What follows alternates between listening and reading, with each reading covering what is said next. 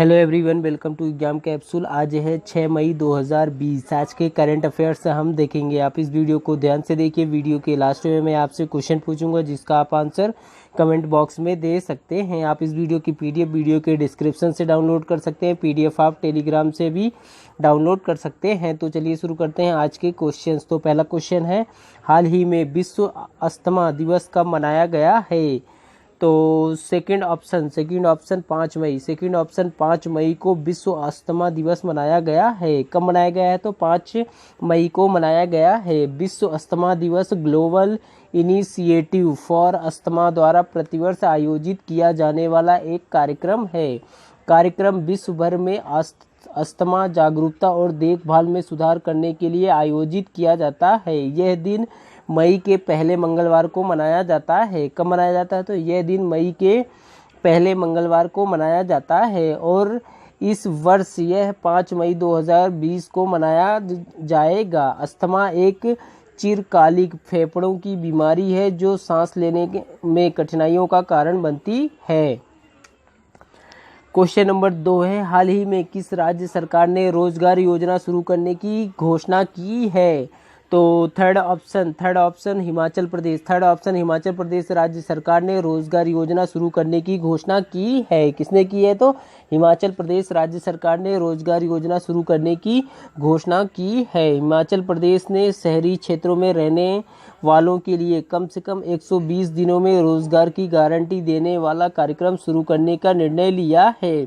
Cabinet ने मुख्यमंत्री शहरी रोजगार गारंटी योजना शुरू करने का फैसला किया, जिसके तहत शहरी क्षेत्रों में रहने वाले लोगों को 120 दिनों को सुनिश्चित रोजगार मुहैया कराया जाएगा। यदि आवश्यक हो तो उनके कौशल उन्नयन के लिए उन्हें पर्याप्त प्रशिक्षण भी दिया जाएगा। क्या दिया जाएगा? तो यदि आवश्यक हो तो उनको कौशल उन्नयन के लिए उन्हें पर्याप्त प्रशिक्षण भी दिया जाएगा।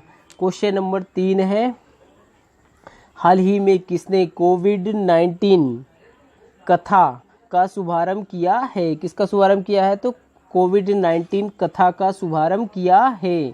तो third option doctor Harshvardhan Singh ने कोविड-19 कथा, यहाँ पे कथा लिखना था, कोविड-19 कथा का शुभारंभ किया है। किसने किया है? तो डॉक्टर हर्षवर्धन सिंह, केंद्रीय स्वास्थ्य मंत्री डॉक्टर हर्षवर्धन सिंह ने कोविड कथा का शुभारंभ किया है।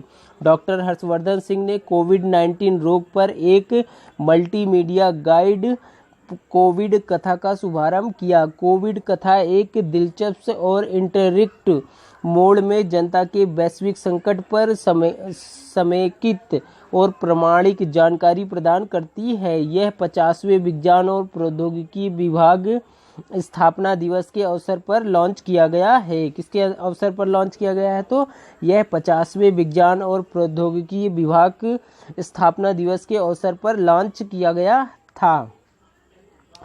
क्वेश्चन नंबर 4 है, हाल ही में कितने जिलों में केंद्रीय टीम तैनात की जाएगी? तो फोर्थ ऑप्शन 20 जिलों में केंद्रीय टीम तैनात की जाएगी। कितने जिलों में की जाएगी? तो 20 जिलों में केंद्रीय टीमें तैनात की जाएंगी। स्वास्थ्य एवं परिवार कल्याण मंत्रालय ने 20 केंद्रीय सार्वजनिक स्वास्थ्य टीमों का गठन किया है और उन 20 जिलों को भेजा जा रहा है जहां देश में कोविड-19 मामलों की अधिकतम संख्या की रिपोर्ट आ रही है। यह दल प्रभावित क्षेत्रों में कोविड-19 के लिए रोकथाम उपायों के कार्यान्वयन में राज्यों का समर्थन करेंगे। टीमें राज्य सरकारों को भी सहायता करेगी। किसकी सहायता करेगी? तो राज्य सरकारों को भी सहायता करेगी। क्वेश्चन नंबर 5 है, हाल ही में कवि के.एस. निसार अहमद का निधन हुआ है। वे किस भाषा के कवि थे?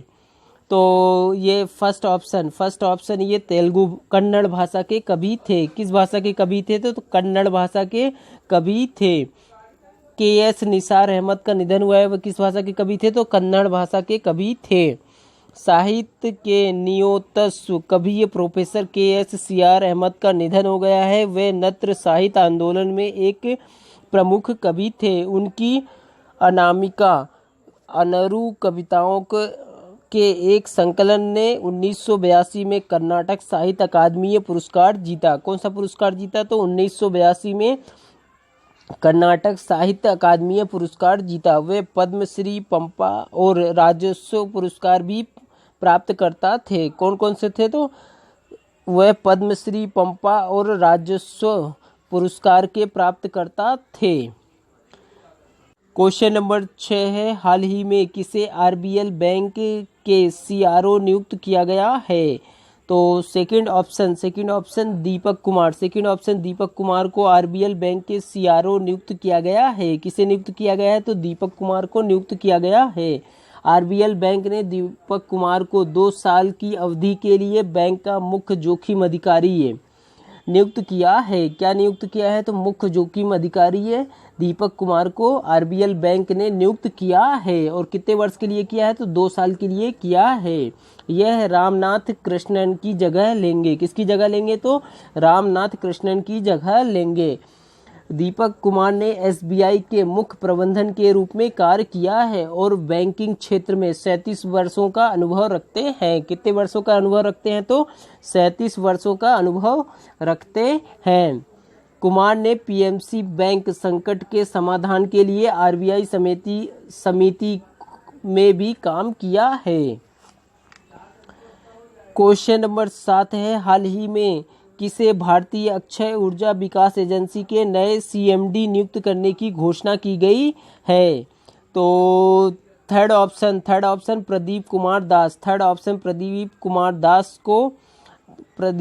दास को भारतीय अक्षय ऊर्जा विकास एजेंसी के नए सीएमडी नियुक्त करने की घोषणा की है। किसने की है? तो प्रदीप कुमार दास को भारतीय अक्षय ऊर्जा विकास एजेंसी ने नई सीएमडी नियुक्त करने की घोषणा की है। कैबिनेट की नियुक्ति समिति ने प्रदीप कुमार दास को भारतीय अक्षय ऊर्जा विकास एजेंसी के नए सीएमडी के रूप में नियुक्त करने के लिए एक अपनी सहमति प्रदान की है।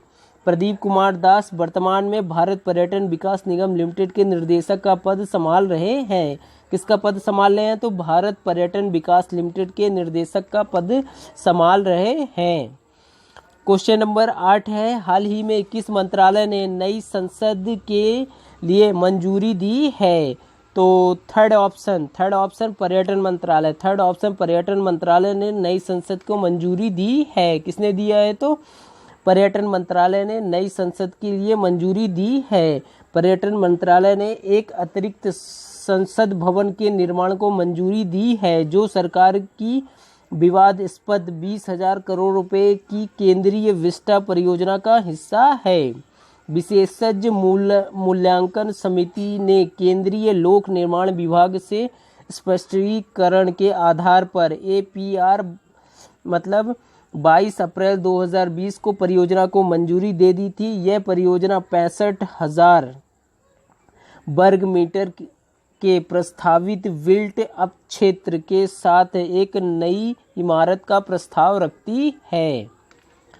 क्वेश्चन नंबर 9 है, हाल ही में जारी वैज्ञानिक संस्थान में भारत किस स्थान पर है?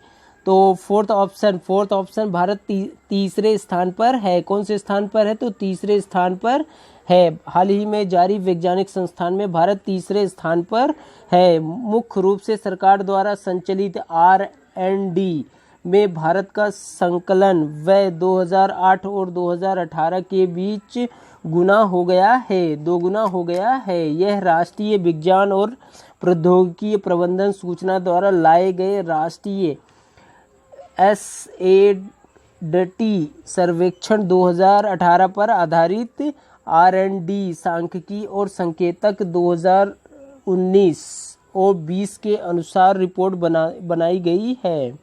यह प्रकाशन में वृद्धि के साथ देश इस स्कोर पर विश्व स्तर पर तीसरे स्थान पर है। कौन से स्थान पर है? तो विश्व के तीसरे स्थान पर है। क्वेश्चन नंबर 10 है, हाल ही में आरबीएल ने किस बैंक का लाइसेंस रद्द किया है?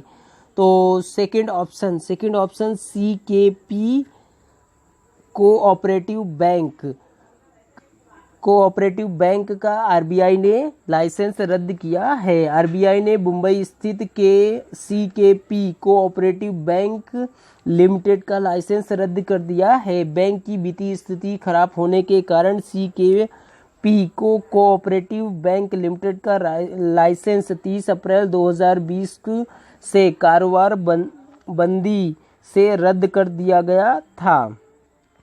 सीकेपी सहकारी बैंक लिमिटेड अपनी वित्तीय अस्थिरता के कारण अपने वर्तमान और भविष्य में जमाकर्ताओं को भुगतान करने की स्थिति में नहीं था।